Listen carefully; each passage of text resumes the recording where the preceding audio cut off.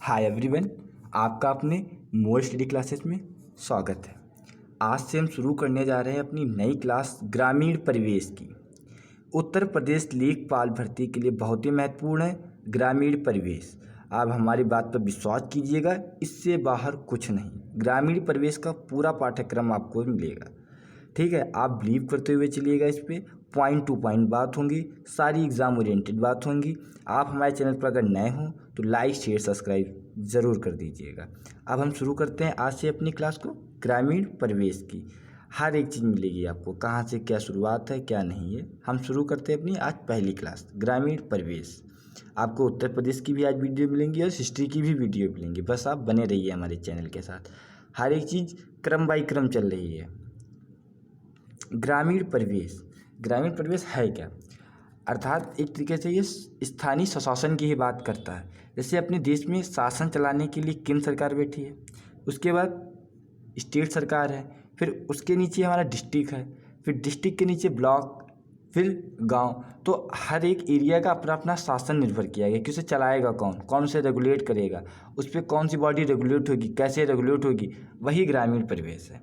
ग्रामीण परिवेश कोई विषय नहीं है, एक पूरे भाग का एक छोटा सा भाग है ग्रामीण परिवेश कि गांव में शासन व्यवस्था कैसे चली, कहाँ से शुरुआत हुई और कैसे चली।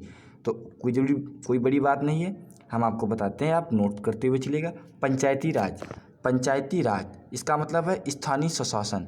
लोकल स्तर पर गवर्नमेंट से नगर पालिका हुई, गांव हुए, नगर निगम हुए, यही।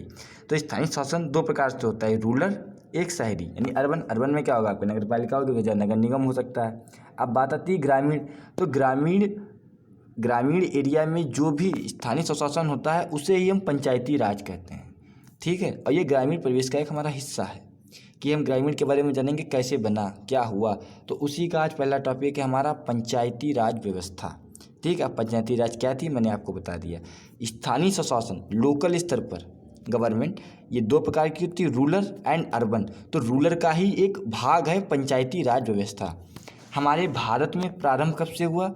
मौर्य काल से बाद मुगल काल में भी देखी गई और फिर अंग्रेजी शासन के में भी देखी गई। अगर आपसे पूछा जाए कि पंचायती राज व्यवस्था के भारत में शुरुआत कब से है, तो आप मौर्य काल से बताएंगे। मौर्य काल से, फिर मुगल काल में भी देखी गई, फिर अंग्रेजी शासन में भी देखी गई। ठीक है, अब हम शुरू करते हैं कैसे क्या बनी, कहाँ से शुरुआत हुई। तो सर्वप्रथम 1864 में स्थानीय स्वशासन को मान्यता प्रदान की गई। फिर 1870 में लॉर्ड मेयो ने इसे कुछ कार्यात्मक शक्तियाँ दी। कार्यात्मक शक्तियाँ से तात्पर्य पहले नंबर में वित्तीय शक्तियाँ दी गई कि इनको चलाने के लिए जो बॉडी होगी उसे कहाँ से रेवेन्यू मिलेगा। तो उन्हें दे दिया गया कि आपके पास ये वित्तीय शक्ति हैं, आप इस एरिया से ये काम वसूल सकते हैं। जैसे गाँव में क्या होगा, मेला लगाने के लिए चुंगी मिल जाएगी। ठीक है, इस प्रकार से उन्हें कुछ वित्तीय शक्तियाँ दी गई। फिर 1822 में लॉर्ड रिपन ने इसे संवैधानिक रूप से प्रस्ताव पारित किया, इसलिए लॉर्ड रिपन को स्थानीय स्वशासन का जन्मदाता कहा जाता है। 1882 में लॉर्ड रिपन ने संवैधानिक रूप से प्रस्ताव पारित किया और इसलिए लॉर्ड रिपन को स्थानीय स्वशासन का जन्मदाता कहा जाता है। भारत में ग्रामीण समाज के लिए सर्वप्रथम बात सोचने वाले व्यक्ति महात्मा गांधी थे। ये बहुत जोर देते थे ग्रामीण समाज के लिए। इसीलिए हमारे directive principle of state policy, राज्य के नीति निर्देशक सिद्धांत में अनुच्छेद 40 गांधीवाद से प्रेरित है और यह पंचायतों के गठन की बात करता है। इसीलिए आपसे पूछा जाए कि पंचायतों के गठन की बात किस आर्टिकल में की गई है, तो आप बताएंगे अनुच्छेद 40। और गांधीवाद से प्रेरित अनुच्छेद पूछा जाए तब भी हमारा अनुच्छेद 40। ठीक है, तो इसके बाद ये बात चलती रही। फिर पंचायती राज विकास मंत्रालय सरकार ने खोला। सरकार को पता चला कि यहाँ इसकी ज़रूरत है, इसे होना चाहिए, तो सरकार ने सर्वप्रथम पंचायती राज विकास मंत्रालय सरकार ने खोला और इसके प्रथम मंत्री SK डे थे। आप याद कर सकते हैं, SK डे थे। ठीक है, इसी के अंतर्गत जो सरकार ने खोला, इस मंत्रालय ने सामुदायिक विकास कार्यक्रम CDP कम्युनिकेटिव डेवलपमेंट प्रोग्राम शुरू किया और इस प्रोग्राम ने ही सबसे पहले राष्ट्रीय सेवा प्रसार NES शुरू की। अब हम आपको बताते हैं कम्युनिटी डेवलपमेंट प्रोग्राम क्या था। सामुदायिक विकास कार्यक्रम, ठीक है। राष्ट्रीय सेवा प्रसार का मतलब हुआ कि जो मंत्रालय है, सरकार ने बनाया मंत्रालय, तो ये जो कम्युनिटी डेवलपमेंट प्रोग्राम हो, ये जाके चेक करे कि ग्रामीण इलाकों में काम हो रहे हैं या नहीं हो रहे हैं। ठीक है। इसके लिए नेहरू जी ने समीक्षा समिति बैठाई, ये बहुत ही इंपॉर्टेंट है। इस समिति का नाम है बलवंत राय मेहता। कब बनी? 1956 में। बलवंत राय मेहता कब बनी? 1956 में। इसकी रिपोर्ट आई 1957 में। इन्होंने बताया कि कम्युनिटी डेवलपमेंट प्रोग्राम फेल है, क्योंकि एक मंत्रालय खुला, उसने अपना सीडीपी चालू कर दिया, पर नेहरू जी ने समीक्षा बैठा दी कि वो पता करे ये सीडीपी काम कर रही है ग्रामीण इलाकों में जाकर या नहीं कर रही है।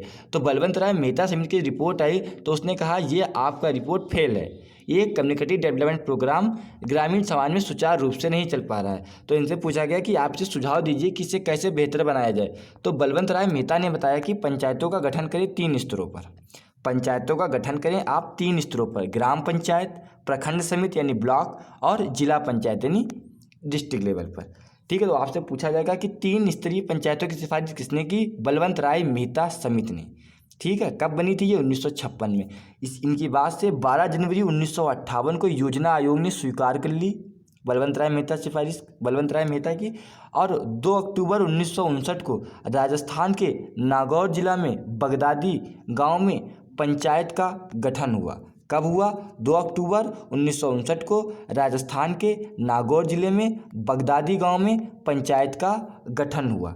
ठीक है, आप समझ गए इस बात को, आप नोट करते हुए चलिएगा, बहुत ही इंपॉर्टेंट बात लिखी है इस पर। फिर इसके बाद अशोक मेहता समिति बनी, ये मोरारजी देसाई के समय बनी दिसंबर 1977 में। 1978 में इन्होंने 132 सिफारिश दी। तो 132 सिफारिश तो कोई याद नहीं करेगा, जो इनकी इंपॉर्टेंट थी वो आप देख लीजिए। इन्होंने कहा कि 2 स्तरीय पंचायत की ज़रूरत है, यानी बलवंत राय मेहता ने 3 स्तर पर बताया, अशोक मेहता इन्होंने बताया कि 2 स्तर पर पंचायत की ज़रूरत है। इन्होंने कहा कि राजनीतिक पार्टी को इसमें भाग लेना चाहिए, यानी बीएसपी, एसपी, बीजेपी, इनके कैंडिडेट इनमें उतरने चाहिए। एससी एसटी को आरक्षण दिया जनसंख्या के अनुपात में। तो इनकी सिफारिश जब तक आई तब तक मोरारजी की सरकार जा चुकी थी, इसलिए इनकी सिफारिश लागू नहीं हो सकी। इसके बाद GV.K. राव समिति आई, ये कब आई? 1985 में, राजीव गांधी के समय। इन्होंने कहा कि नियमित चुनाव कराने चाहिए, एक टाइम पीरियड पर चुनाव होने चाहिए, और इन्होंने कहा कि 4 स्तरीय पंचायत होनी चाहिए, ग्राम पर भी हो, ब्लॉक पर भी हो, जिला स्तर पर भी हो, और एक राज्य स्तर पर भी हो। इन्होंने 4 स्तरीय पंचायत की बात की। फिर LM सिंघवी समिति बैठाई गई 1986 में, राजीव गांधी के ही समय। इन्होंने पंचायतों को संवैधानिक मान्यता देने के लिए बात कही, और पंचायतों को ज़्यादा वित्तीय स्रोत दिए जाने चाहिए, इन्होंने कहा। फिर इसके बाद PK थुम्मन समिति बनी, ये भी राजीव गांधी के ही समय बनी। इन्होंने पंचायतों को संवैधानिक मान्यता देने पर जोर दिया, इसलिए जो समिति है ये बहुत इंपॉर्टेंट है। आप क्रम वाइज आपके पास ये सारी समिति लिखी मिल रही है, इससे अच्छा आपको कहीं नहीं मिलेगा, हर समिति लिखी है जो मेन है। फिर 64वां संविधान संशोधन विधेयक राजीव गांधी के समय आया 1989 में। जुलाई 1989 में लोकसभा में रखा और पास हो गया, लेकिन राज्यसभा में ये पारित नहीं हुआ।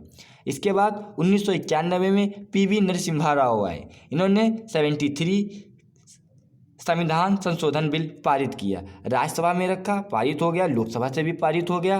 राष्ट्रपति ने 20 अप्रैल 1993 पर हस्ताक्षर कर दिए। इसी प्रकार 24 अप्रैल 1993 को केंद्र सरकार ने लागू कर दिया, इसीलिए 24 अप्रैल को हम पंचायती राज दिवस मनाते हैं। अभी हमारी एक बॉडी बन गई, संवैधानिक बॉडी बन गई, तो इसे कहीं ना कहीं रखा जाएगा। तो भारत के भाग 9 में रखा गया है, उसके अनुच्छेद 243 से 243 तक हैं। 11वीं अनुसूची में 29 विषय रखे गए हैं। कल हम आपको इनके अनुच्छेद के बारे में बताएंगे। आज मैंने आपको बता दिया कि पंचायती राज व्यवस्था कहाँ से शुरू हुई, क्या हुआ, कौन से भाग थे, कहाँ रखा गया, कौन सी समिति बनी, किसने सिफारिश की। अगर आप हमारे चैनल पर नए हों तो लाइक शेयर सब्सक्राइब जरूर कीजिएगा।